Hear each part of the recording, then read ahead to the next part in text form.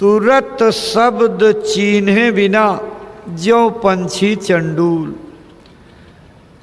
जब तक सूरत की तीन अवस्थाएं हैं। सूरत जीवात्मा को कहते हैं। जब अपने अखंड मालिक के देश में अपने आनंद में मग्न रहती है तो स्वधन रतः इति सुरतः, यानी अपने आनंद में मशगूल रहती, किसी और चीज की फिक्र नहीं, उस अवस्था में इसको सूरत कहते हैं। और जब ये उस मंडल से उतार करके नीचे लाई जाती तब इसका नाम जीवात्मा हो जाती। और जब दोनों आँखों के मध्य भाग में बैठा दी जाती तो यही जीव कहलाती है, जीव। इन तीनों का फर्म एक महात्मा सुंदर दास हुए, उन्होंने बहुत अच्छे तरीके से वर्णन किया है। उन्होंने लिखा अपनी किताब में, एक समय वन में बसते मृगराज की नारी ने केहरि जायो। कहते हैं कि एक जंगल में शेर और शेरनी रहते थे और शेरनी के पेट में बच्चा था। शेर शिकार की तलाश में गया था। उसी झाड़ी में जिसमें वो छिपी बैठी थी, सामने से एक गडेरिया, भेड़ चलाने वाला, अपनी भेड़ों के झुंड को लेकर के जा रहा। उसको बहुत तेज भूख लगी थी। गडेरिया आगे आगे, भेड़ पीछे, और पीछे से एक चरवाहा हाँकते हुए आ रहा। वो जोर से उछली और एक नए दुधमुहे बच्चे को पकड़ करके लेके झाड़ी में चली गई। इतने उछलने में उसका प्रसव यानी जो गर्भ था वहीं सड़क पर गिर गया। पीछे वाला गडेरिया आया तो उसने देखा शायद मेरी भेड़ ने बच्चा दे दिया है। उसको उठाया और अपने साथ ले गया और भेड़ों के साथ उसको पालने लगा। दूसरी लाइन यही बात लिखी है, कर कारण पाली के हाथ चढ़्यो, उसे लेकर छेड़ी के संग रलायो। भूल गयो कुल को पराक्रम, सो हंडू भयो हरि दूब चरायो। वह हरि दूब चरते चरते अपनी जाति से अलग भेड़ की जातियों में शामिल हो गया। उधर जब शेर लौटा तो उसने पूछा, अरे तुम्हारा पेट खाली खाली, मेरी संतान कहाँ गई? कोई गलती जरूर तुमने की? कहा नहीं, कोई गलती तो नहीं हुई। हाँ, एक घड़ेरिए का भेड़ों का झुंड जा रहा था और मुझे बहुत तेज लगी थी भूख, तो नाश्ते के लिए एक भेड़ को कूद करके पकड़ लिया। तो कहा यही तो गड़बड़ हो गया। वो समझ गया कि मेरा बच्चा गडेरियों के झुंड में है। तो रोज पहाड़ की चोटी पर खड़ा हो करके सब गडेरियों की भेड़ों की निगरानी करे, देखे, दूर दूर तक दिखाई न पड़े। एक दिन उसे नजर पड़ गई कि इस झुंड में वो देखो शेर वाला बच्चा पकड़ियो शेर के बीच में चल रहा। तो फिर वहां से बेतहासा भगा और शेर को आता देख करके सब भेड़े गडेरिया सब भाग लिए और दौड़ करके उसने दबोच करके अपने बच्चे को पकड़ा और पकड़ करके ले आया। उस समय शीशा तो था नहीं, कुएं तालाब जो है यही मुंह देखने के काम आते थे। तो ले गया कुएं के पास खड़ा किया, कहा देख तू मेरी औलाद है और तू मेरी औलाद हो करके और भेड़ों के बीच में मैं करते हुए भेड़ बन गया। दहाड़ मेरी तरह से देख तेरी चिग्गाड़ मेरी जैसी है। जब सिखाया तो धीरे धीरे दहाड़ने लगा। मैं छूट गया, दहाड़ आ गई। कहा देख मेरी तरह से दहाड़, तू मेरी औलाद है। तो सुंदरदास महात्मा कहते हैं जिस तरह ये संग दोष में पड़ करके शेर का बच्चा भेड़ बन गया, सुंदर ऐसे ही आत्मा संग शरीर के आप भुलाई के जीव कहायो। सूरत जीव आत्मा होते हुए और तीसरे दर्जे पर पहुंच करके यहाँ जीव बन करके बैठ गया है। अब इस जीव का कल्याण करना है तो क्या करना होगा? किसी समर्थ सद्गुरु की तलाश करके पहले इस जीव को शेर की तरह से दबोचेंगे, वो अपनाएंगे और आपको दहाड़ने की विद्या सिखाएंगे कि तू मेरी खानदान का है, तू कहाँ भेड़ में पड़ा हुआ है। और जब उनकी आवाज को सुन करके आप जाग जाओगे, दहाड़ने लगोगे जोर से, चिघाड़ मार करके। कौन सी दहाड़? अरे यहाँ की दहाड़ जबान से नहीं निकलती, जीवात्मा खुद दहाड़ती है। ऊपर से उतरते हुई आवाजों को सुन करके इतनी जोर की दहाड़ होती है, खुशी से झूम उठती है। और जब ऊपर के मंडलों को पार करती हुई जीवात्मा के दर्जे से और गुरु के द्वारा अपने लोक में पहुंच जाएगी, तब ये सूरत कही जाएगी। तो कहते हैं सूरत शब्द चिन्हे बिना ज्यों पंछी चंडूल, तब तक जब तक सूरत को शब्द रूपी गगनबाणी प्रणवो ब्रह्म उद्गीत सुनने को नहीं मिलेगा, तब तक बड़े बड़े ग्रंथों के ज्ञानी की दशा चंडूल पंछी की है। चंडूल पंछी क्या होता है? एक गांव में पंछी कभी कभी आता है, प्रवासी पक्षी है, यानी बाहर रहता है, अनुकूल मौसम बसंत ऋतु होती है तब आता है दूर से, और वो पेड़ों पर बैठ करके और आपके बोली की नकल करता है। आप जैसा बोलोगे ठीक हूबहू ऐसे उच्चारण करेगा। आप किसी का नाम बुलाओगे तो इतना चिढ़ा हुआ पंछी है कि वो हूबहू आपकी आवाज में उस नाम का उच्चारण करता। बहुत से लोगों ने देखा होगा, खंजन की तरीके से, कोयल की तरीके से ये वसंत ऋतु में आते हैं। चंडूल पंछी को नकलची पक्षी कहा गया है। इससे बढ़िया नकल कोई नहीं कर लेता है।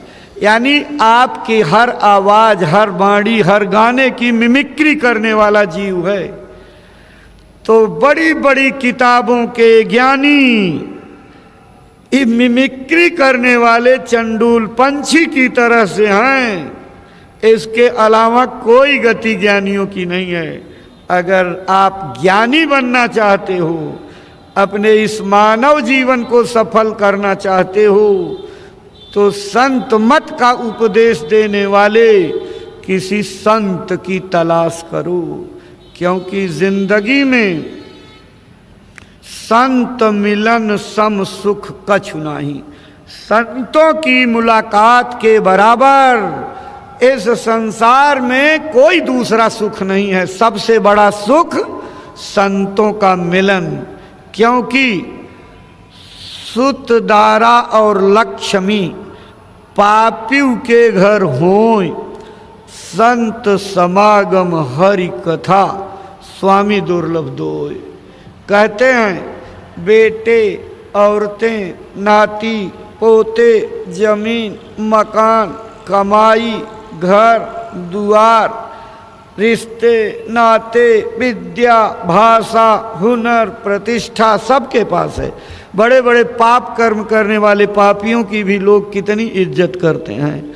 और आज के समय में तो अपराधीकरण का ऐसा बुखार चढ़ा हुआ है कि बड़े बड़े आत्मज्ञानी लोग ऐसे अपराधी बुद्धि वालों के चरणों में झुक करके सलाम करते हैं। देख रहे हो, आपके सामने बीत रहा है। अपराधी बुद्धि का फैलाव हो गया है। इससे भारत का कल्याण नहीं होगा। भारत का कल्याण अपराधी बुद्धि की प्रचुरता से कभी नहीं हो सकता। कोई त्यागी तपस्वी और देश का सच्चा राष्ट्रभक्त अगर देश के उन्नयन की भावना रखता है तो उसे भारत की आत्मा को याद करना पड़ेगा, भारत के आदर्श को अपनाना पड़ेगा, भारत के विश्व गुरु दर्जे की मर्यादा पर जाने के लिए चरित्रों का पाठ पढ़ाना पड़ेगा, नैतिक उत्थान करना पड़ेगा। चरित्र पतन, नैतिक पतन के गर्त में डूबी हुई पीढ़ियों को उसके दलदल से पकड़ करके निकालना पड़ेगा और चरित्र धन का धन दे करके इनको प्रबल आत्मसंकल्पशाली बनाना पड़ेगा। तब ऐसा काम राजसत्ता नहीं कर सकती, राजनीतिज्ञ नहीं कर सकते, व्यवस्था तंत्र प्रबंध तंत्र से किसी प्रकार प्रत्यक्ष अप्रत्यक्ष रूप से जुड़े हुए लोग नहीं कर सकते। यह काम उन महात्माओं का है जिन्होंने जन कल्याण का, मानव कल्याण का, देश कल्याण का, जीवात्माओं के कल्याण का बीड़ा उठा रखा है, जो अपना सारा जीवन मानवता की सेवा के लिए समर्पित कर देते हैं। किसी भी परिस्थिति में किसी से डरते नहीं, निर्भय होकर अपना काम करते हैं। उनकी एक विशेषता रामायण में बताई गई है, सम दम नियम नीति नहीं डोलहि, परुष वचन कबहू नहीं बोले। 9 लक्षण बताए गए, उनमें से एक लक्षण ये भी है, हमेशा सम रहेंगे। कैसे सम रहेंगे? जैसे सूरज सम रहता है। ये विद्यार्थी पढ़ते हैं अपनी संस्कृत की किताबों में, उदेति सविता ताम्रः ताम्रः अस्तमेति च संपत्तौ च विपत्तौ महतामेक रूपता, जिसका हिंदी में मतलब है कि उगता हुआ सूरज तांबे के रंग का यानी लाल रंग होता और डूबने वाला सूरज भी ताम्र वर्ण का यानी लाल रंग का होता है। इसी प्रकार से संपत्ति मिलने पर, विपत्ति आने पर महताम एक रूपता, संत महात्मा संपत्ति और विपत्ति में एक रस रहते हैं। ये नहीं कि संपत्ति मिली तो बहुत खुशी हो जाए और विपत्ति आ जाए तो रोने लगे। महात्मा हर परिस्थिति में सम रहते हैं। अब जो सम होगा तो वही तो उनको नाप पाएगा। जो खुद भी सम है वो कैसे जो है नापेगा उनको? आप नहीं नाप सकते। लेकिन अगर उनकी दया लेकर के आप समता के दर्जे को प्राप्त कर लिए, और समता का दर्जा कब आएगा? बिन विज्ञान न समता आवे। बिना विज्ञान के समता आती नहीं। विज्ञान माने ये साइंस नहीं जो दुनिया का जो है बढ़ा हुआ है। ये साइंस तो विनाशकारी साइंस है। इसने ऐसे ऐसे आणविक हथियारों का उपयोग कर बना लिया है, निर्माण कर लिया है कि अगर छोड़ दिए जाएं तो 2 सेकंड के अंदर पूरी मानवता खत्म हो जाएगी। क्या विज्ञान है? महाभारत का विज्ञान इससे कितना आगे था। 5 मिनट में रणभेरी बजने पर अमेरिका जैसे देश से शल्य जो है अपने रथ से भारत के कुरुक्षेत्र मैदान में आ जाता था। और उस समय ऐसे तीर और बाणों का आविष्कार था कि लक्ष्य पर भेज दिया गया। अगर उसने हाथ खड़ा कर दिया, पीठ दिखा दी तो वार नहीं करता था। इतना ज्ञानी होता था कि उसके सरेंडर करने पर लौट आता था। क्या आज के एटम बम, नाइट्रोजन बम, हीलियम बम, कार्बन बम, एटम बम, प्रोटीन बम, ये सब जो है फूटने पर अगर कोई हाथ खड़ा कर दे तो फूटना बंद हो जाएंगे। ये तो विनाश का विज्ञान है। विज्ञान उसको कहते हैं, दो शब्दों से बना, विशेष ज्ञान को विज्ञान कहते हैं। इसी विशेष ज्ञान को प्राप्त करने वाले को विप्र कहा जाता है। विशेष ज्ञान में प्रज्ञ होने वाले को विप्र कहा जाता है। विप्र किसको कहते हैं? ये जनेऊधारी तिलकधारी ब्राह्मण को नहीं, न, जो ब्रह्म में अपनी जीवात्मा को बिल्कुल अड़ा दे, टिका दे, उसी में रूप हो जाए उसका और ब्रह्म बन जाए, उसको ब्राह्मण कहते हैं। वो विप्र है जो अपनी जीवात्मा को किसी संत की मदद लेकर के जगा करके जीते जी अपने लोक को पहुंच जाए। ये काम कब होगा? जब जीते जी मर जाओगे तब होगा। इतनी बड़ी भीड़ में शायद ही कोई हो जो जीते जी मरने की अंदर से इच्छा रखता हो। शायद कोई नहीं मरना चाहता। तो जब हम आप कोई मरना ही नहीं चाहते हैं तो वो चीज मिलेगी कैसे? परमार्थ और भक्ति का पेड़ खजूर के मानिंद है, बड़ी दूर उसका फल लगता है, बिरले पंछी उस पर जा करके उसका स्वाद चखते हैं। ऐसे ही ऊंचा तरुवर गगन फल बिरला पंछी खाए,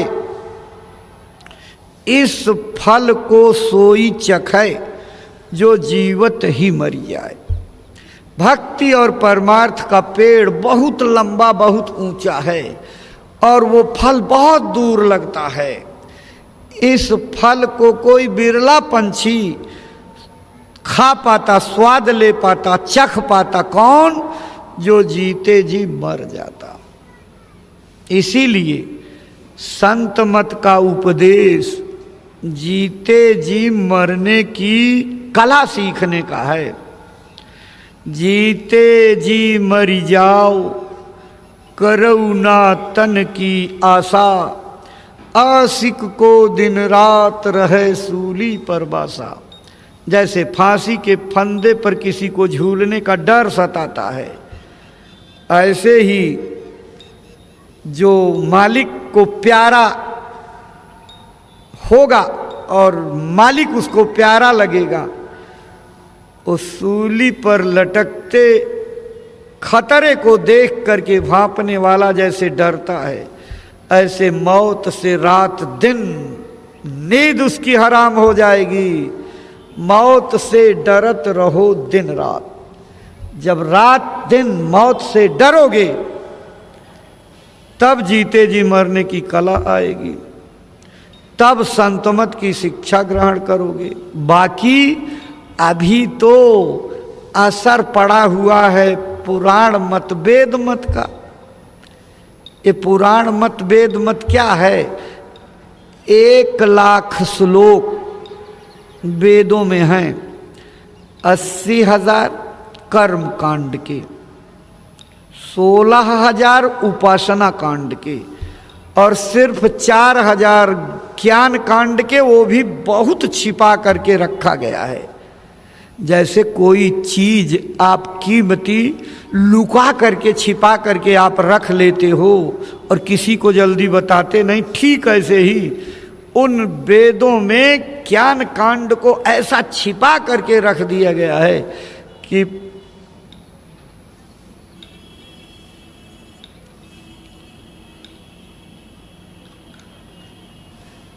उसमें एक रामायण की लाइन जो है बड़ी कारगर है। तहां वेद अस कारण राखा, भजन प्रभाव गुप्त करी राखा। एक भेद वेदों ने छिपा करके रखा, कारण बना दिया कि भजन का प्रभाव क्या होता है, इसका प्रभाव वेदों में प्रकाशित नहीं किया। इतना तो जरूर कहा कि जो उपासना का पाठ हम पढ़ा रहे हैं यही अंतिम नहीं है। न एति न एति यानी इति नहीं है, इसके आगे भी कुछ और है, आगे भी कुछ और है, आगे भी कुछ और है। लेकिन आगे क्या है वो जब उनकी पहुंच ही नहीं है, वो जानते ही नहीं, बताएंगे क्या? आगे का जानकार जो हो वो बताएगा।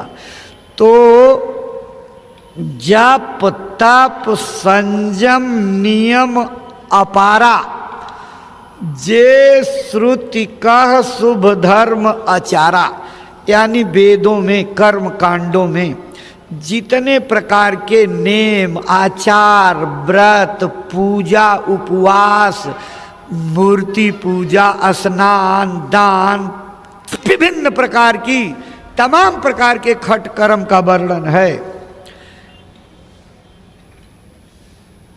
इनका सबका अंतिम परिणाम क्या है? अगर सही ढंग से पूरा कर ले जाओ, वैसे किसी से पूरा नहीं होता ये, आज तक कोई इसको पूरी मंजिल पर पहुंचा ही नहीं पाया। अगर निर्बाध रूप से आप बिना किसी बाधा के मंजिल को पा जाओ तो कहां पहुंचोगे जानते हो? सब कर फल हरि भक्ति सुहाई, असो बिनु संत न काहू पाई। सबका फल भगवान की भक्ति, लेकिन आज तक का ये इतिहास है, नजीर है, प्रमाण है कि बिना संतों की शरण गए कोई इस भक्ति को प्राप्त नहीं कर पाया। अब संत क्या है? भारत में तो इतनी बाढ़ आ गई कि संतों की पहचान करना बड़ा मुश्किल हो गया। अब पहचान ही नहीं सकते, जिधर देखो उधर तिलक चंदन लगाए, जिधर देखो उधर लाल पीला गेरुआ विभिन्न रंगों के रंगीन चमकदार रेशमी सूती पॉलिस्टर के कपड़े पहन करके टहल रहे। माला जो है रुद्राक्ष की घुटने तक लटकती हुई जो है, कैसे पहचानोगे? एक एक चौपाई पर 21 दिन प्रवचन करने वाले मार्तंड कथावाचकों का जो है एकदम से जो है भरमार हो गई है, कैसे पहचानोगे? भेष का नाम संत नहीं होता, दाढ़ी बाल का नाम संत नहीं होता, किसी किताब को रट करके कंठस्थ कर लेना और लोगों को चौपाई और श्लोकों को सुनाना संत नहीं होता है, तिलक चंदन का नाम नहीं होता है, विभिन्न प्रकार के भक्ति श्रृंगारों को करने का नाम संत नहीं होता है, विभिन्न प्रकार की चौपाई और श्लोकों पर 21 दिन 42 दिन प्रवचन करके लोगों को शब्दों के जाल में उलझाना संत नहीं कहा जाता। संत 2 शब्दों से बना है, साधन अंतः इति संतः। स माने साथ हो जाना, अंत माने वो बिंदु जिसके पार कुछ है नहीं, यानी जो परमात्मा से मिल करके उसी के साथ हो जाए, उसी में मिल जाए और उसी का रूप बन जाए, उसमें और परमात्मा में कोई फर्क ना हो, उसको संत कहते हैं। ऐसे संत में और परमात्मा में कोई फर्क नहीं होता। अगर कोई फर्क समझता है तो निश्चित रूप से उसको नरक जाना पड़ेगा। महात्मा पलटू दास ने अपनी वाणी में लिखा है, हरिजन जे दुई कहे ते नर नर के जाए। भगवान को और भगवान के भक्त यानी संतों को जो 2 बताता है वो निश्चित रूप से नरक जाता है। ते नर नर के जाए, हरिजन हरि अंतर नाही। कैसे? ज्यों फूलन में बास रहें हरि हरिजन माही। जैसे फूल के अंदर सुगंधी समाई है, लेकिन आप खोजना चाहो तो उसकी पंखुड़ियों को तितर बितर नोच करके अलग कर दो, पूरे फूल को उधेड़ डालो, लेकिन आपको नहीं पता। लेकिन जो विज्ञान के जानकार हैं, जिनको उसकी हकीकत मालूम है कि इसके पुंकेसरों में जो ऊपर पराग कोश है उसमें पराग कण रहते हैं, उन्हीं पराग कणों से ये सुगंधी आती है। जानकार को तो ये मालूम है, लेकिन आप नहीं पहचान सकते। तो जैसे फूलों के अंदर सुगंधी समाई हुई है, ऐसे संतों के अंदर परमात्मा समाया हुआ है। उनमें और परमात्मा में कोई अंतर नहीं। तभी तो महात्माओं ने कहा, अलख पुरुष की आरसी संतों की ही देह, लखा जो चाहो अलख को इन्हीं में लख ले। संतों का शरीर उस अलख पुरुष, उस अगम पुरुष, उस अनामी प्रभु का शीशा है, शीशा। इसी आईने में ताक करके देखो,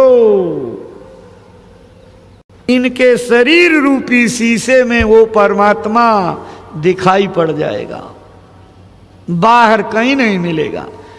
इसीलिए संतों से मिलना सबसे बड़ा भाग्यशाली और सबसे बड़ा सुख बयान किया गया कि इस विभिन्न प्रकार के आचार विचारों में भटकते हुए लोगों को जो अधोगति का रास्ता, आप कहेंगे लो हम कितनी श्रद्धा से भावना बना करके आए, हम राम को मानते, कृष्ण को मानते, गीता को मानते, रामायण को मानते, लेकिन यहाँ तो सब बातें ही उल्टी बताई जा रही है।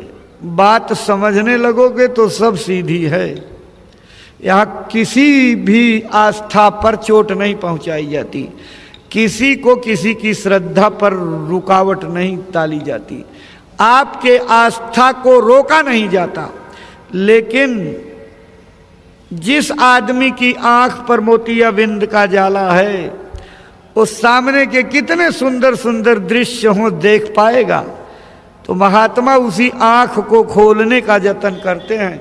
ये मोतियाबिंद का पर्दा हटा दो, फिर सामने देखो कि क्या चीज दिखाई पड़ रही है। जब तक ये आंखों का पर्दा नहीं हटेगा, मन रूपी शीशे को साफ नहीं करोगे, तब तक परमात्मा कभी नहीं मिल सकता। घट में है सूझे नहीं, लानत ऐसो जिंद, गोस्वामी संसार को भयो मोतियाबिंद। तो का गोसाई बाबा के समय में सारी दुनिया में कोई महामारी फैली थी कि सब लोग मोतियाबिंद के शिकार हो गए थे? ये बाहर का मोतियाबिंद नहीं, तीसरी आंख पर लगा हुआ मोतियाबिंद, उसी आप और सरलता से समझिए। हम अपने घरों में एक शीशा रखते हैं, किस काम के लिए? मुंह देखने के लिए। अगर शीशे की परत पर कहीं रख दो, 10-15 दिन पड़ा रहे, धूल मिट्टी की परत उस पर जमा हो जाए, तो उस धूल जमे हुए शीशे पर मुंह देखो तो दिखाई पड़ेगा? बोलो आप, दिखाई पड़ेगा? नहीं दिखाई पड़ेगा।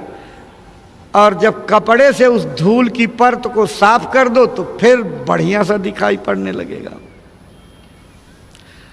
अच्छा, मान लीजिए दर्पण पूरी तरह से साफ है, लेकिन ये दोनों देखने वाले परगने यानी आंख ही सफा है, तो भी नहीं दिखाई पड़ेगा। दो में से एक कमी हो, चाहे शीशा गंदा हो, चाहे ये देखने वाली आंख आपके ना हो, तो चेहरा अपना नहीं दिखाई पड़ेगा।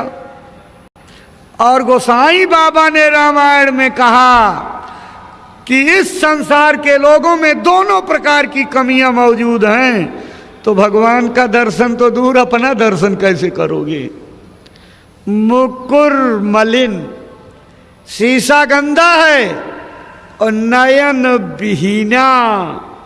जिस आंख से परमात्मा देखा जाता वो आंख ही नहीं आपके पास। तो राम रूप देखें कि मदीना, राम का रूप कैसे दिखाई पड़ेगा? भगवान का दर्शन कैसे करोगे? भगवान का दर्शन बाहर की आंखों से आज तक कोई नहीं कर पाया। आज तक भगवान के पाने के जितने नजीर प्रमाण मौजूद हैं, सब ने तीसरी आंख खोल करके देखा और अपनी तीसरी आंख खोल करके परमात्मा का बोध किया। चर्म चक्षुओं से भगवान नहीं दिखता, ये चमड़े की आंखें संसार की वस्तुओं को देखने, समझने, परखने और बूझने के लिए हैं। इनके अलावा एक तीसरी आंख है जिसको दिव्य दृष्टि कहते हैं, ज्ञान चक्षु कहते हैं, विवेक विलोचन कहते हैं, थर्ड आई नुक्ताए सफेदा कहते हैं। इसी तीसरी आंख को खोलने का जतन संत आकर के बताते हैं। गोसाई बाबा जो रामचरितमानस लिखे, वो भी तीसरी आंख खोल करके तब भगवान का दर्शन किए। ऐ विद्वानों, पढ़ो शुरू में उन्होंने लिखा है तीसरी आंख के खोलने का कारण क्या है? श्री गुरु पादनाख मणिगण ज्योति सुमिरत दिव्य दृष्टि ही होती। ये संतों की भाषा है, बुद्धि से नहीं समझ सकते। गुरु के चरण कमल ये बाहर वाले नहीं, ये तो दीनता सिखाने के लिए प्रणाम किया जाता है। दोनों आंखों के आगे पीछे की तरफ एक ऐसा स्थान है जहां फटिक शिला की तरह से चमक उजाला है। उसी स्थान को संतों ने चरण कमल कहा है। गुरुपद उसी को कहा जाता है। उस गुरुपद में बहुत चमकदार प्रकाश है।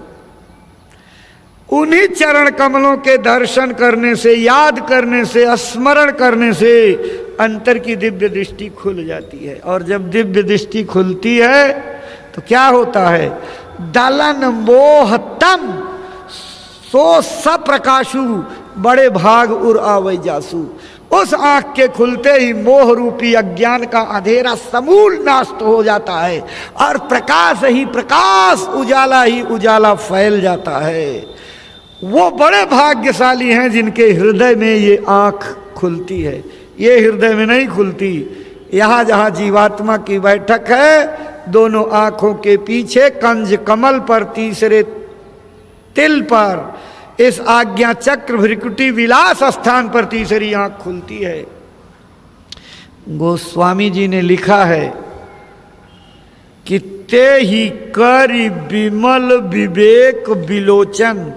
इसी तरकीब से मैंने भी तीसरी आंख को प्राप्त किया, तब वर्णव रामचरित भवमोचन। इसके बाद भवसागर से छुटकारा दिलाने वाली इस रामचरितमानस का वर्णन कर रहा हूं। ये भवसागर से पार पढ़ने पर जाओगे, पढ़ने पर जाओगे। इन किताबों को समझने के लिए एक दृष्टांत गुरु महाराज का आपको याद करा दें।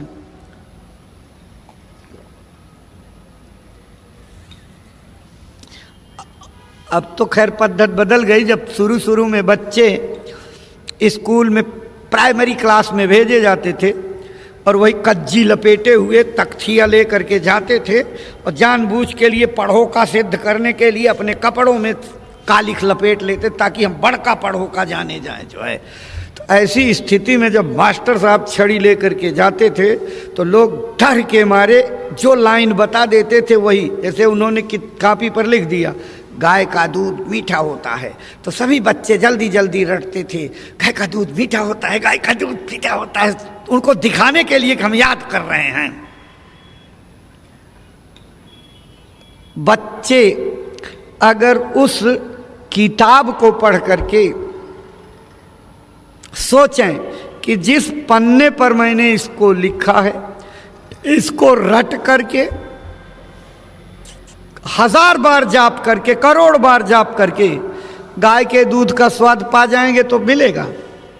नहीं मिलेगा।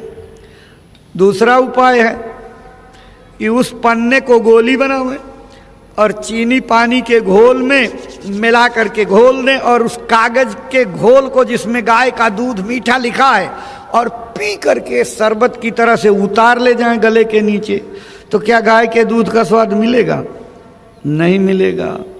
कैसे मिलेगा? पहले उस बच्चे को ये जानकारी लेना पड़ेगा कि गाय क्या होती है, गाय क्या होती है, पहले ये पता करना पड़ेगा। मान लो किसी ने उसको बता दिया, गाय पता हो गई, तो तब तक उसे नहीं ये मालूम होगा कि गाय का दूध गाय के किस अंग से निकलता है, कि सींग से निकलेगा, कि कान से निकलेगा, कि पूंछ से निकलेगा, कि टांग से निकलेगा। दूसरी जानकारी उसे होनी चाहिए कि गाय का दूध उसके थन से जो है निकाला जाता है। तीसरी क्या चीज मालूम होनी चाहिए? उस थन से दूध को निकालने की कला, यानी दुहने की विधि आनी चाहिए। नहीं तो ऐसे पकड़ करके अंगुली से थन करने लगोगे, अगर दुहना नहीं जानते हो तो लिबिर सिबिर कोई दूध नहीं प्राप्त कर सकते हो। दुहने की कला आनी चाहिए। ठीक इसी तरह से अध्यात्म को भी समझो। किताबों में लिखा हुआ, गुरु बिन भवनिधि तरय न कोई, जो बिरंच शंकर सम होई।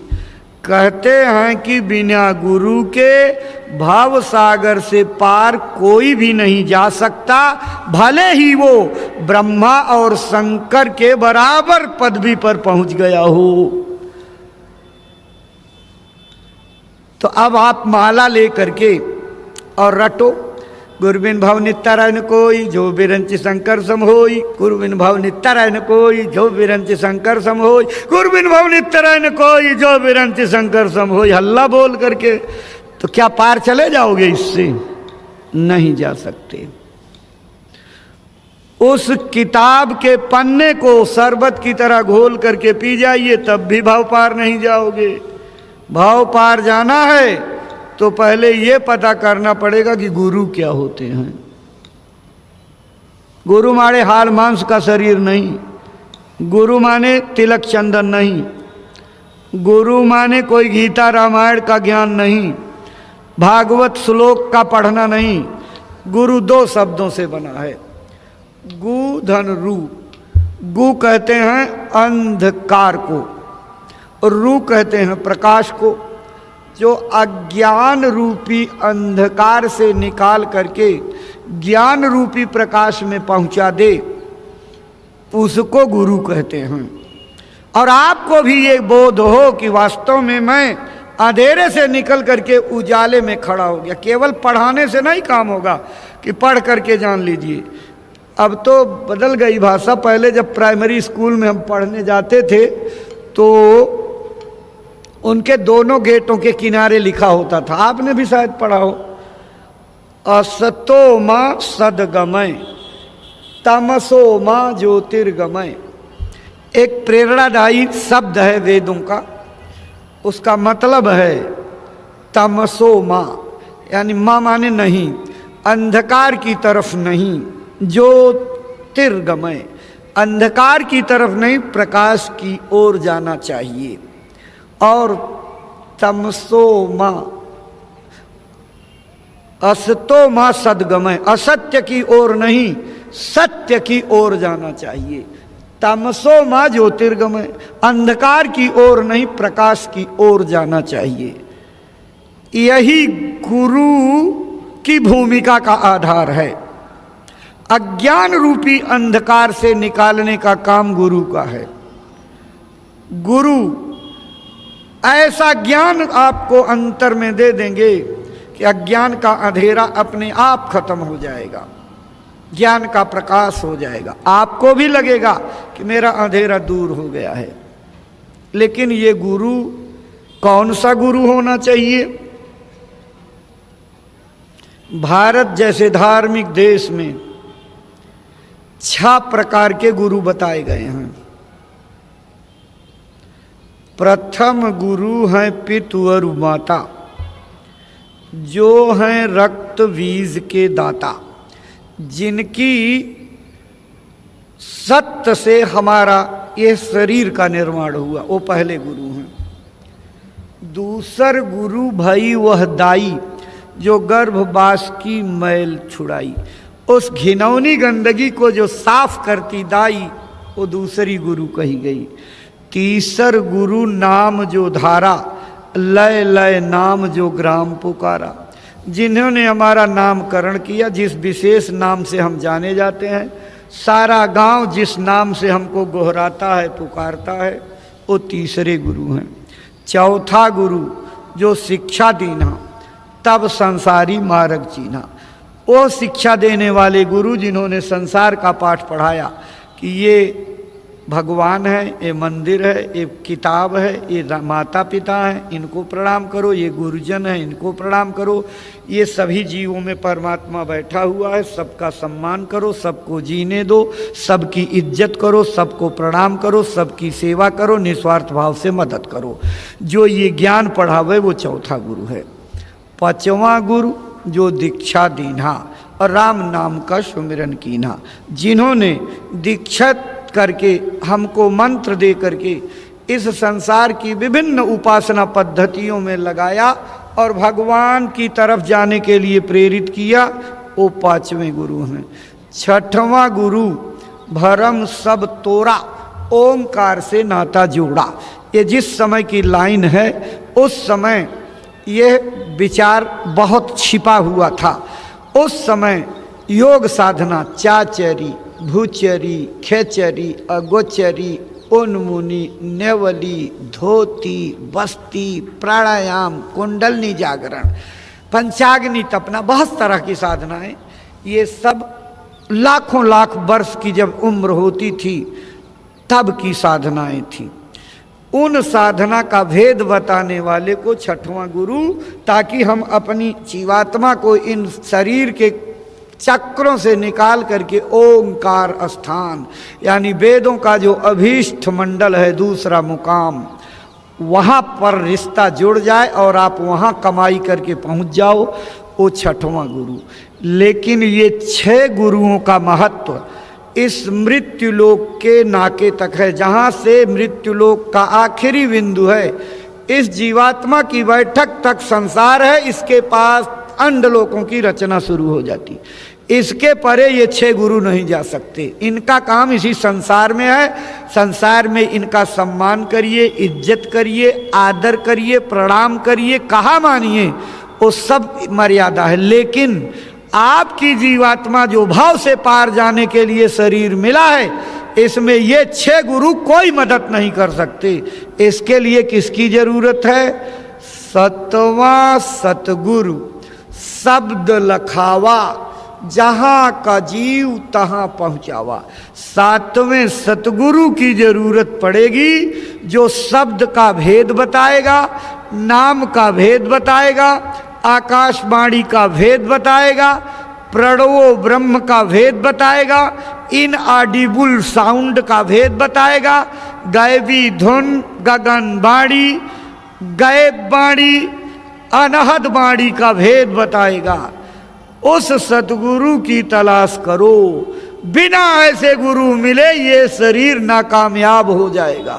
सतगुरु की तलाश करो। सतगुरु किसको कहते हैं? सत्य पुरुष जिन चीन्हिया, सतगुरु तिसका नाम। जिन्होंने जीते जी सत्पुरुष को पहचान लिया हो, उन्हीं में मिल करके अपने रूप हो गए हों। ऐसे सतगुरु के द्वारा जीव अपने घर पहुंचेगा। इसीलिए महात्माओं ने कहा, सतगुरु खोजो री प्यारी, जगत में दुर्लभ रतन यही। किसी संत सतगुरु की तलाश करो। सतगुरु माने जो इस दुनिया की चीजों को पाने के लिए कभी कोई प्रेरणा ना दे। इस दुनिया झूठ है, हम भी झूठ, आप भी झूठ, शरीर भी झूठ, रिश्ते भी झूठ, घर मकान झूठ, कमाई झूठ, जानकारी झूठ। यहाँ क्या चीज है? यहाँ तो सब झूठे झूठ चल रहा। रामायण में यहाँ सबको झूठ बता दिया गया। झूठा ही लेना, झूठा ही देना, झूठा ही भोजन, झूठ चबैना, सब कुछ झूठ है। सत्य क्या है? उमा कहाँ निज अनुभव अपना झूठ है। इसलिए जो हरि भजन का भेद बतावे, मालिक के भजन का रास्ता बतावे, वो सतगुरु है। हरि भजन का नाम की जाप करेंगे तो हरि भजन हो जाएगा। चलो ठीक है, आपकी मान्यता को 100 प्रणाम, लेकिन जरा हमको समझा दीजिए। एक जगह रामायण में लिखा गया कि निज अनुभव में कहूँ खगेसा, बिनु हरि भजन न जाय कलेसा। शंकर जी अपने अनुभव का बयान कर रहे हैं, भक्तराज बयान कर रहे हैं, काकभुसुंडी बयान कर रहे हैं कि मैं अपना अनुभव बताता हूँ, बिना भगवान के भजन के दुनिया के कष्ट क्लेश जाने वाले नहीं। उस ही रामचरितमानस में दूसरी जगह क्या लिखा है? रामचंद्र के भजन बिनु जो चह पद निर्वाण, ज्ञानवंत अपि सो नर पशु बिन पूछ विषान। अगर रामचंद्र के भजन के बिना कोई आदमी निर्वाण पद यानी मुक्ति मोक्ष चाहे तो वो कैसे है? जैसे बिना सींग पूंछ के जानवर। सीधी बात लिखी हुई है, रामचंद्र के भजन बिनु जो चाह पद निर्वाण, ज्ञानवंत अपि, ज्ञानवंत होते हुए भी, सो नर पशु बिन पूंछ विषान, बिना पूंछ और सींग के जानवर की तरह है। तीसरी भजन लिखी गई है, औरौ एक गुपुत मत, सबई कहूँ कर जोरी, शंकर भजन बिना नर भगति न पावई मोरी। एक गुप्त मत बता रहा हूं, बिना राम की भक्ति किए, शंकर की भक्ति किए और मेरी भक्ति नहीं पा सकते। शंकर भजन बिना नर भगत न पावई मोर।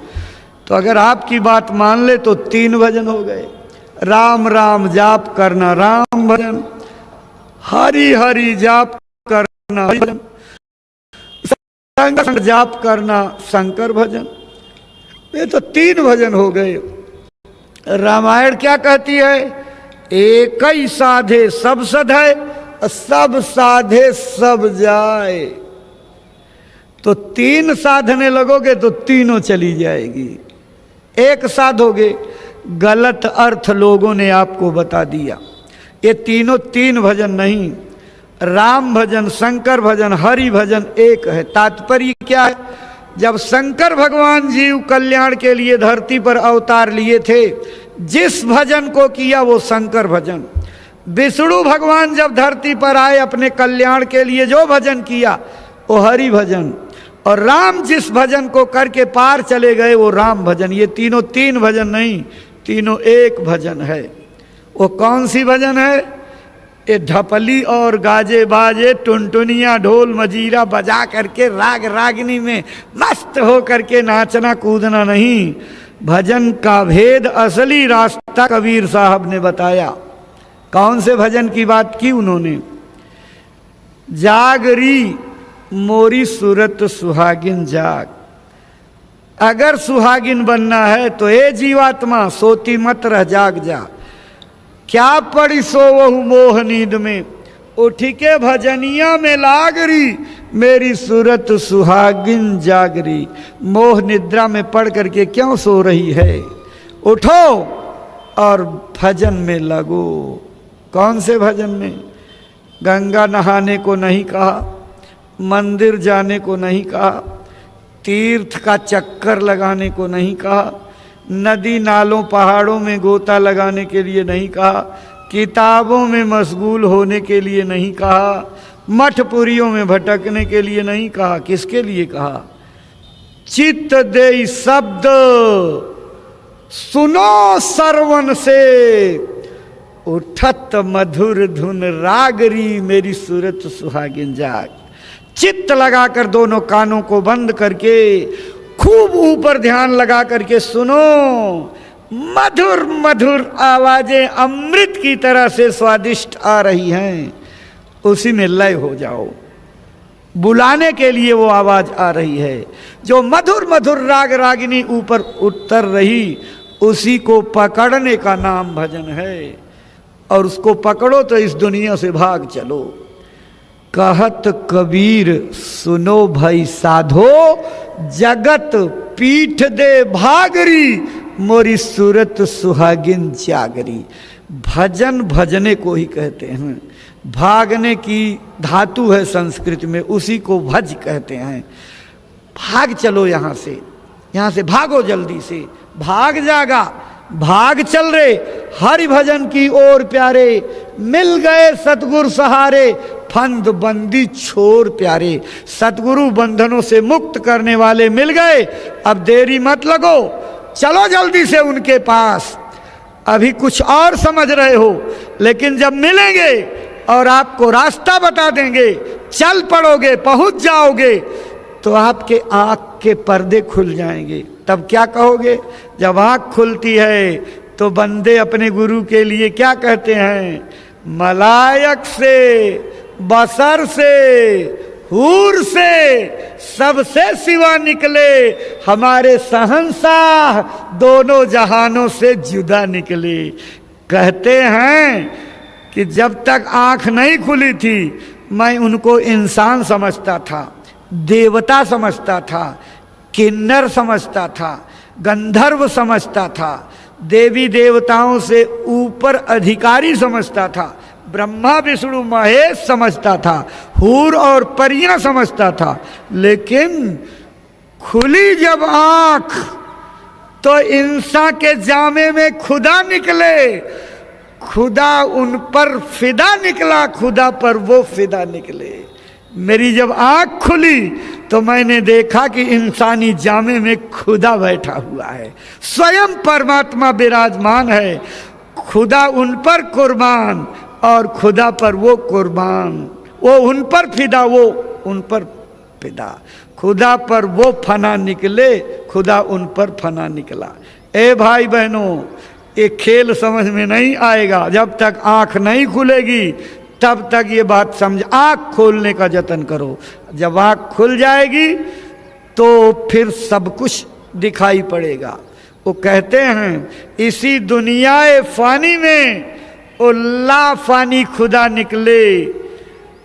इसी नाशवान संसार में वो न विनष्ट होने वाले अमर भगवान की तरह से हमको प्राप्त हुए। इसलिए आवाज लगाई महात्मा ने, संत कृपाल सिंह ने आवाज लगाई। गुरु महाराज के बड़े करीबी थे। दिल्ली में गुड़मंदी के पास उनका आश्रम था। स्वामी जी महाराज के लिए उन्होंने अपना कमरा बना रखा था। जब स्वामी जी जाते थे तो उस कमरे में रखते थे। बहुत कार्यक्रमों में स्वामी जी के वो भी आते थे और दोनों लोग सत्संग सुनाते थे। एक बार उस समय की मुसम्मात प्रधानमंत्री उनसे मिलने के लिए गई और संत कृपाल सिंह से पूछा कि ये एक महात्मा जय गुरुदेव है, बहुत उनका प्रचार जोर शोर से है, उनके बारे में आपका क्या ख्याल है? तो संत कृपाल सिंह ने कहा था कि देखो, वो बहुत पहुँचे हुए त्रिकालदर्शी महात्मा हैं, उनसे बड़ा संत इस धरती पर इस समय कोई नहीं है। कभी उनको छेड़ना मत, नहीं भारी नुकसान उठाना पड़ेगा। ये बात जो है गुरु महाराज के बारे में उन्होंने कहा था। एक दृष्टांत यादगार का स्मरण है, गुरु महाराज के बारे में उन्होंने कहा था। तो उन्होंने अपनी बाड़ी में लिखा है, चलो दीदार कर लो आज ही सत्संग में उनका, खुदा जाने कयामत कब हो और क्या माजरा निकले। चलो देर मत करो, अभी चलो सत्संग में और सत्संग में बैठ करके उनका दर्शन दीदार कर लो। मालिक जाने कब प्रलय आ जाए, कब कयामत आ जाए, कब दुनिया में जो है विनाशकारी लीला शुरू हो जाए और आपको ये संजोग न बने। इसलिए गुरु के दर्शन में देर मत करो, चल पड़ो, पहुँचो। इसलिए जब भी सत्संग दर्शन का मौका मिले तो फिर चूकना नहीं चाहिए। गर्मी का मौसम देख करके घबराना नहीं चाहिए। इरादा नहीं बदलना चाहिए, मन के बने हुए प्रोग्राम को टालना नहीं चाहिए। जो लोग बने हुए इरादों पर पानी फेर देते हैं वो परमार्थ में कभी तरक्की नहीं कर सकते। कर्म योगी अपने कर्म के पथ पर बाधाओं से घबराता नहीं, बाधाओं को पार करके अपनी मंजिल पर पहुंचने की भरसक कोशिश करता है। यही उपदेश मनीषियों ने, विज्ञानियों ने सबको दिया है। उत्तिष्ठ जागृत प्राप्य वरान निबोधत, उठो जागो चलते रहो, तब तक रुकने का नाम मत लो जब तक मंजिल न मिल जाए, अभीष्ट लक्ष्य न मिल जाए। और आप बीच में घबरा जाते हो, उठा हुआ झोला गर्मी देख करके रोक देते हो, चलो अगले कार्यक्रम में चलेंगे। तो जो दया इसमें मिलेगी वो उसमें मिल पाएगी।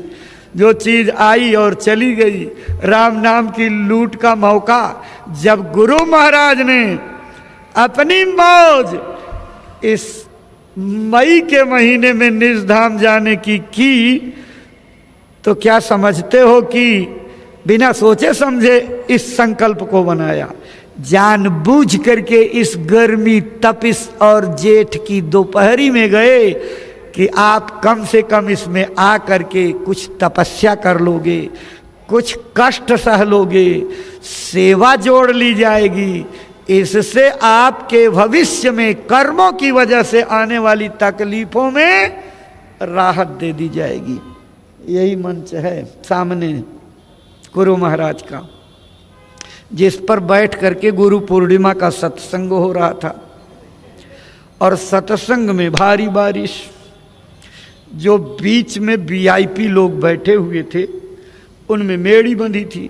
तो एक आदमी उठा सत्संग सुनाते हुए और फरुहा से उसकी मेड़ी काटने लगा। तो स्वामी जी ने वही मंच से कहा, अरे अरे अरे रुक जाओ, क्या कर रहे हो, मत काटो, इसको भरा रहने दो, काटो मत इसको। मेड़ी फिर बांध दी गई और उसी में इतने पानी में बैठे बैठे सब सत्संग सुनते रहे। स्वामी जी महाराज ने कहा, तुम्हें पता नहीं है कि इसमें क्यों बैठाया जा रहा है। महात्माओं के हर खेल में राज होता है, हर खेल में राज होता है। उनकी खेल की महिमा कोई जान नहीं सकता, वो किससे क्या जो है चुकता करा देंगे ये नहीं जानते आप। जब जीवन में घटता तब याद आता। एक बिहार का आदमी भी उसी में बैठा हुआ था। जब यहाँ से सत्संग में गया तो बिहार में भी बाढ़ आई हुई थी और वहाँ पूरा रास्ता भर गया जिधर से उसको जाना था। पता ही नहीं लगे खेत किधर, रास्ता किधर, किधर नाला नाली, अब क्या करे वो। तो उसने गुरु महाराज को याद किया, हे गुरु महाराज अब कैसे जाएं, जो है कुछ समझ में नहीं आता है। अंतः प्रेरणा हुई, लीक को पकड़े हुए चले जाओ। तो सड़क की किनारी जो होती है डामर रोड की, पैरों से उसी की ठोकर मार करके जहाँ जहाँ जैसे जैसे मुड़ी और उसी तरह से गए। और जाने के बाद उसने अपना अनुभव लिख करके भेजा। उस समय की पत्रिकाओं में छपा भी कि गुरु महाराज ने उस पानी में बैठा करके हमारे न जाने कितने जन्मों की यातनाओं को, नरक की पीड़ा को ख़त्म कर दिया, जो है ऐसे कारण बना करके। तो गर्मी के मौसम में गुरु महाराज का जाना और इस मौके पर गुरु महाराज का भंडारा आयोजित होना, ये परमार्थी प्रेमियों की एक कसौटी है, एक परीक्षा है, एक इम्तहान है, एक अंदाज़ा लगाने वाला है। कभी गुरु महाराज ने कहा था, वक्त आएगा जब मेरे प्रेमियों की संख्या इतनी हो जाएगी तो मैं आग और पानी में कूदा करके परीक्षा लूँगा। तो यही तो है आग में कूदना, और क्या है। आग के जलते जो सोलों में कूदाएंगे, भीषण गर्मी में कूदाना। इसलिए अभी भी जो लोग अपने जिलों से ये आवाज़ को सुन रहे हैं और मन बना लिए थे कि यहीं भंडारा मना लेंगे, ये उचित नहीं है एक प्रेमी के लिए। प्रेमी के लिए उचित यह है कि गुरु दरबार में पहुंच करके दरबार में भंडारा मनाया जाए। क्यों? भंडारे की ऐसी पुण्य घड़ियों में महात्मा अपने प्रेमियों की हाजिरी दर्ज करने के लिए अपने शब्द रूप से उतर करके बैठ जाते हैं। उनकी उपस्थिति के दर्शन का लाभ प्रेमियों को मिलता है और अपने रजिस्टर पर जो बायोमेट्रिक है वो बिल्कुल उनकी हाजिरी दर्ज होती चली जाती है। जिसकी हाजिरी दर्ज होती है उसकी हुज्जत नहीं होती, उसकी विपत्तियों में खड़े होकर के सहायक बनते हैं, मदद करते हैं, कर्मों को काट देते हैं, अंतःकरण को उजला कर देते हैं, साधना में तरक्की कर देते हैं, परमार्थ में आपको दौलत मिलने लगती है, दिखाई और सुनाई पड़ने लगता है। ये भंडारे की दया होती है। इसलिए भंडारे के कार्यक्रम में आने से चूको नहीं। जो चूक जाएंगे बहुत बड़े लाभ से वंचित हो जाएंगे। जो लोग सोचते हैं आज नहीं अगले वाले में कर लेंगे, तो आज का जो बंटने वाला धन बंट जाएगा तो अगले में ये थोड़ी बंटेगा। जैसे विभिन्न मौके पर विभिन्न चीज़ बंट रही है, अब इस मौके पर अगर आम बंट रहा हाजिर हो तो आम मिल जाएगा, और अगले मौसम में केला मिलेगा तो अब केले के जगह आप सोचो हमको आम मिल जाए तो आम कैसे मिलेगा, उसका तो दौर चला गया। इसी तरह से तीसरी बार मिठाई बटेगी, आप सोचो केला मिले तो केले का दौर तो चला गया, तब कैसे। जिस मौके पर जो चीज़ बटेगी आप झोली फैला करके खड़े रहोगे तो आपके झोली में वही डाल दी जाएगी। और झोली फैलाने ही नहीं आए, दरबार में पहुँचे ही नहीं, गुरु की दया कृपा के लिए भावना ही नहीं बनाई, झोली ही नहीं फैली तो क्या पाओगे। इसलिए इरादा पक्का करके चल पड़ो, अभी बड़ा समय है, आज तो पहला दिन है, चलो जल्दी से झोला उठाकर जो सवारी मिल जाए, बस से, ट्रक से, कार से, ट्रेन से और कोई साधन से, नज़दीक वाले मोटरसाइकिल जैसे भी बने, चल पड़ो गुरु महाराज के इस दरबार में। दया की जो बरकत बंट रही है उसको चूको मत लेने से।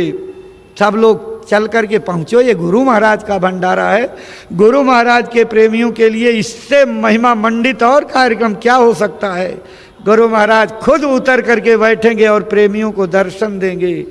अंदरूनी दर्शन, अंदरूनी दर्शन से ही काम बनेगा।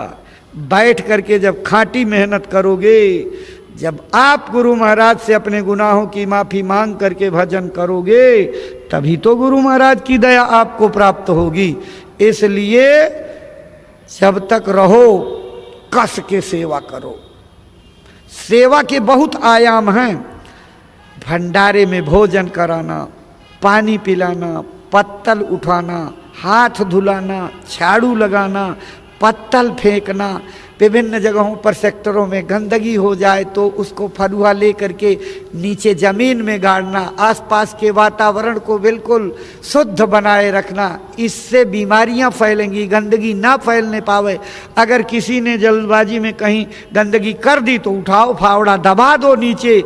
और विभिन्न प्रकार की सब्जी के खेत में सेवा, और बड़ी महत्वपूर्ण सेवा उधर विद्यालय में चल रही है। गुरु महाराज के संकल्प को पूरा करने के काम में गुरु महाराज के पारिश, उनके उत्तराधिकारी, संस्था प्रमुख पूज्य महाराज जी लगे हुए हैं। तो जितने लोग, आप सबसे प्रार्थना की गई थी, राजमिस्त्री सेवादार या कोई भी कारीगर, दरवाजा लकड़ी का काम करने वाले, किसी भी प्रकार की योग्यता के आदमी अपने ज़िले से आए हैं तो जब तक आप रहो अपनी सेवा दे दो।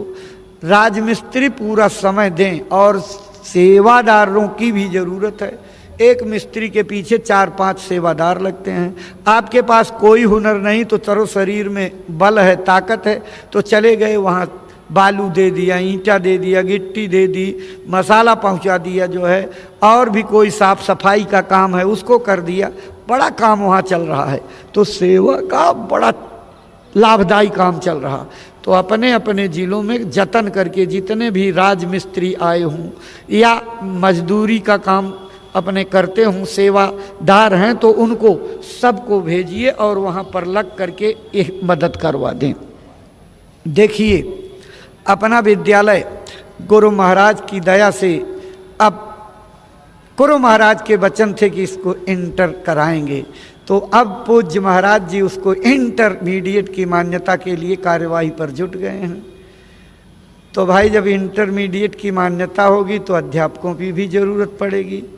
बहुत सारे सत्संगी प्रेमी मास्टरी की अच्छी अच्छी डिग्रियां ले करके और अपनी सेवा से निवृत्त हो चुके हैं। चलते चलाते आखिर बेला में कुछ आपकी सेवा हो जाए।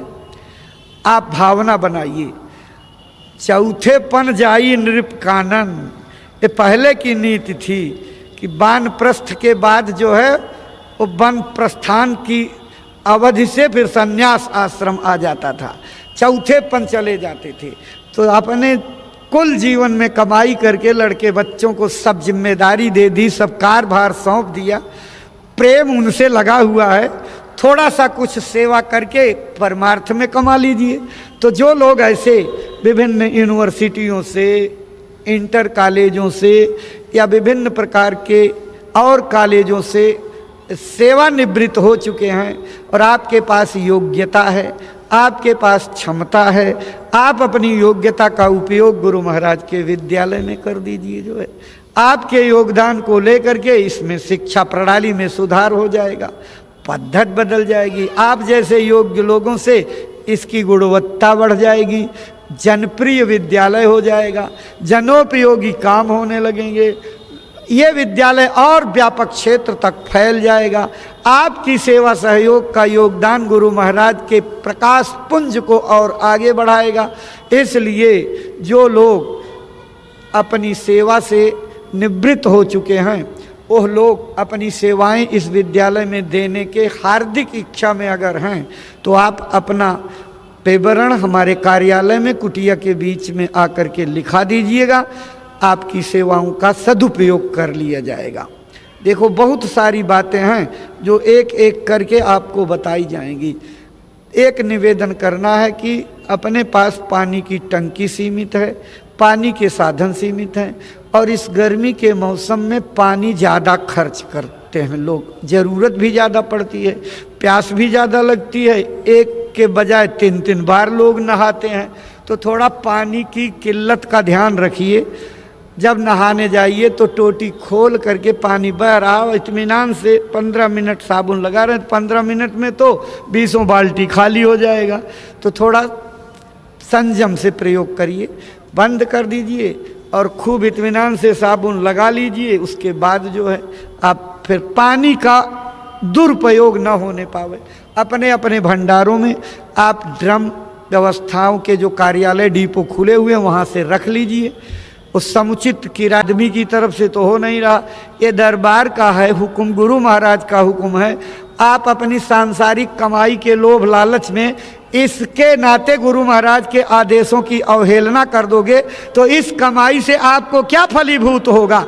वचनों का पालन ही भक्ति है। और आप आश्रम पर रहकर या गुरु भाई हो करके वचनों का पालन न किए तो कौन आपको भगत मानेगा? उधर से पत्ता गोल हो जाएगा तो ये कमाई कौन से काम आएगी? कुछ तो विचार रखा करो।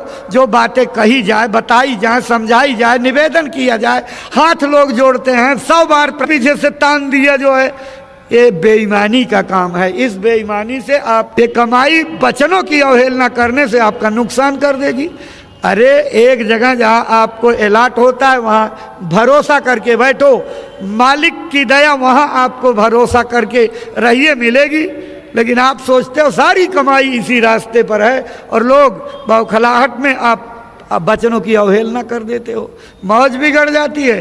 और मौज बिगड़ करके आप सोचो कि हम तरक्की कर लेंगे, इधर खूब तरक्की करोगे लेकिन मेडिकल कॉलेज में भर्ती हो जाओगे, इस अस्पताल में, और सब जमा पूंजी जो है उसका 10 गुना लेकर के घर की पूंजी चली जाएगी, समझ आपके नहीं आएगी। वचनों की अवहेलना इतना बड़ा नुकसान कर देगी।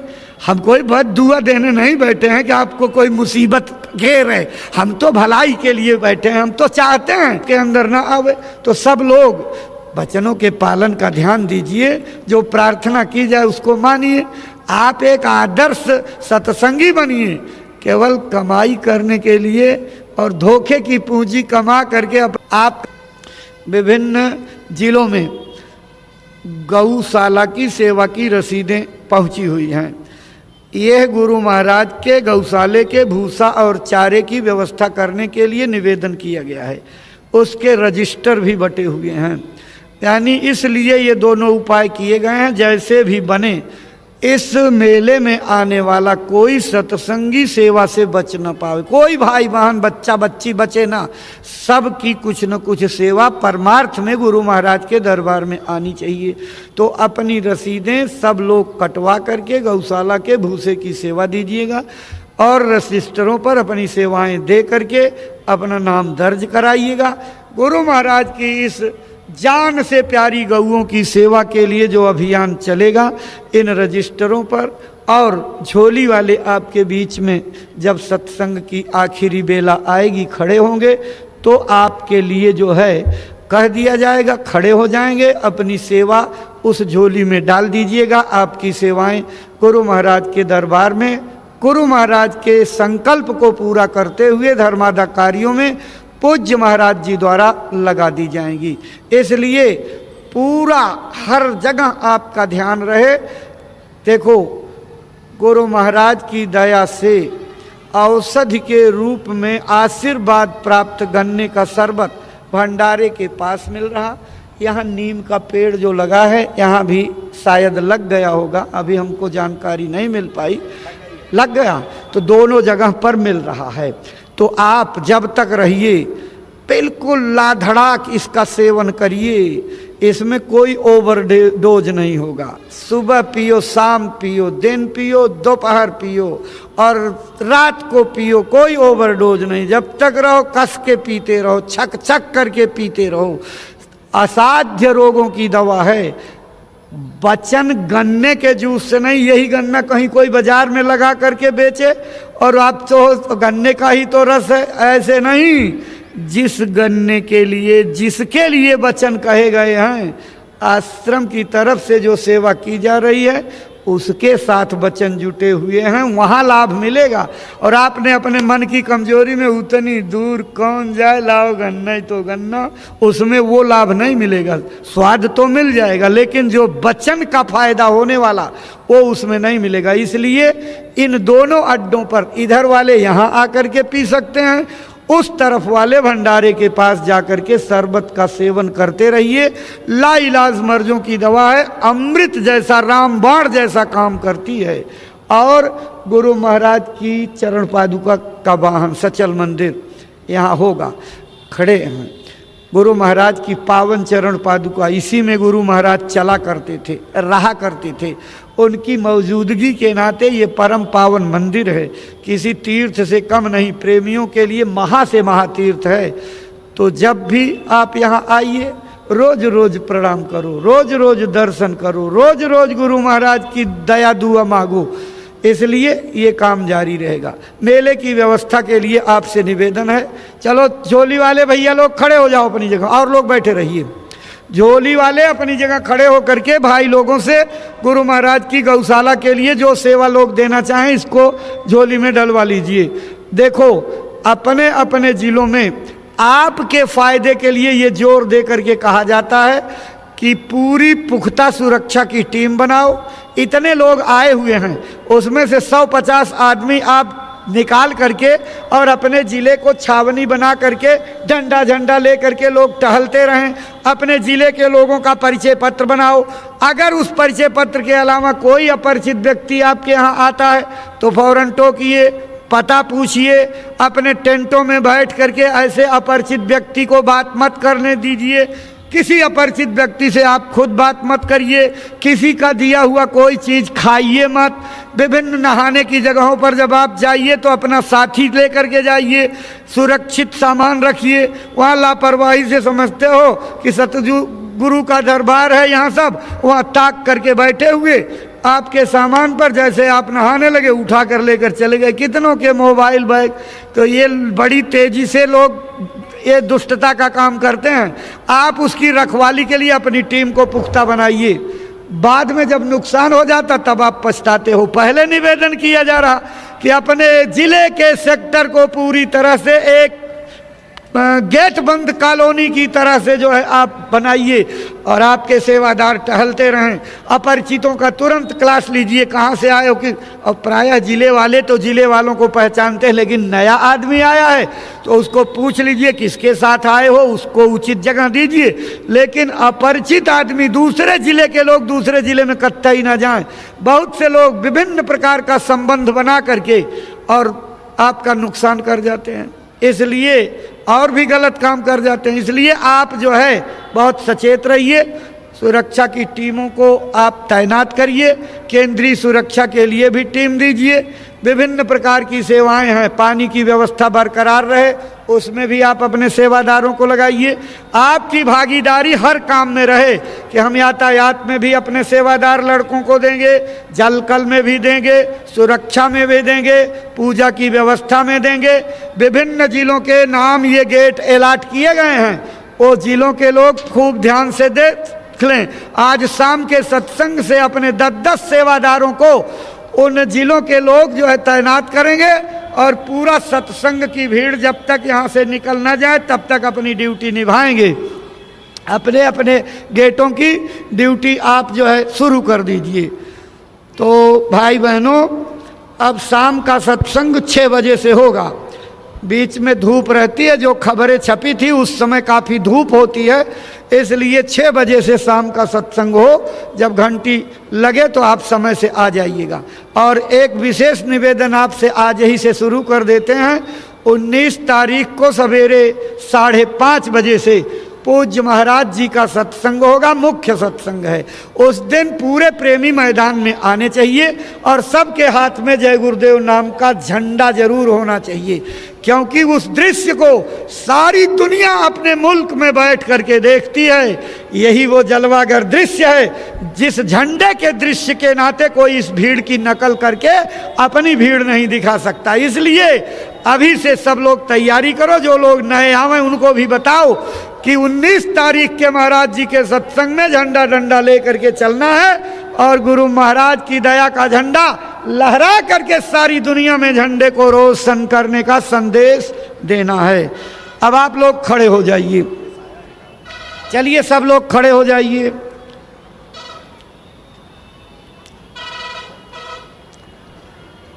आपने अपना समय निकाल करके दिया, संस्था की तरफ से आपका आभार व्यक्त किया जाता है। जो कोई त्रुटि हुई हो उसको क्षमा करिएगा। बाकी मालिक के नाम को प्रेम के साथ जोर से आप लोग बोलिए, जय गुरुदेव, जय गुरुदेव। जय गुरुदेव। नाम किसका? प्रभु का, प्रभु का पावन नाम। जय गुरुदेव। प्रभु का जागृत नाम। जय गुरुदेव। बाबा जय गुरुदेव जी महाराज का कहना है शाकाहारी रहना है। और पूज्य महाराज जी की प्रार्थना, हाथ जोड़कर विनय हमारी हो जाएं सब शाकाहारी। बाबा जी की अर्जी है, आगे आपकी मर्जी है। स्वामी जी की अर्जी है।